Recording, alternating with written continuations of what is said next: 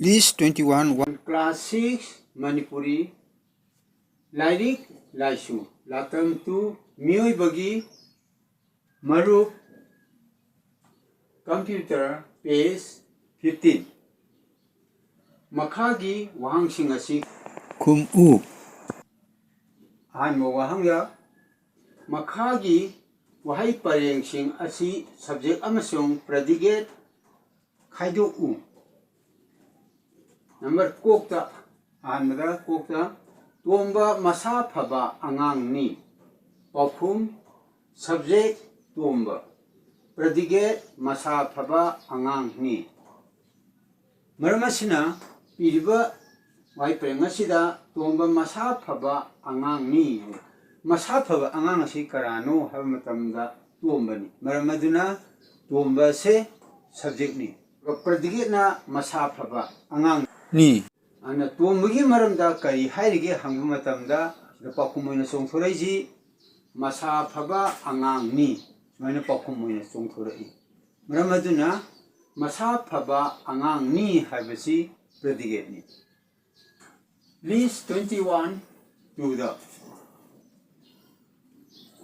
Hazana Mulaba Haino Amatare Leda Pakum the subject of Hazana Mulaba Haino Ama The subject ni aduga predicate na tare haibisini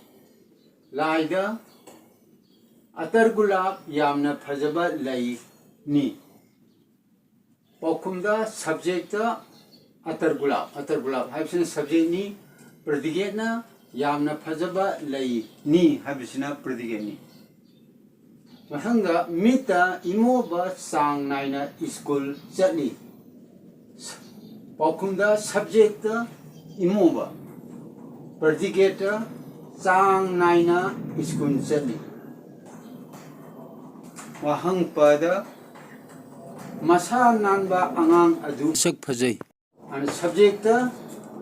masa nanba angang adu haibasina subject ni subject ama haibase wahai amadagi hena lebiya predicate Masak Phajai Habisina Perdigani Matamasida Nasigi Oinadi Classes Ki Anisuba Lata Mibagi Maru Computer have the Yaw Balloon and Migi Matanga Lojere or by Yaurga Suhabiro Matangi Upload of Matam the Sinduk Segi in Bilbo Pilimopung permission Tagasari Senior Sigmami Kamapa student teachers in Palan Kogi General Hambi and like and subscribe to Biromo Matangi Upload of Matamda I could put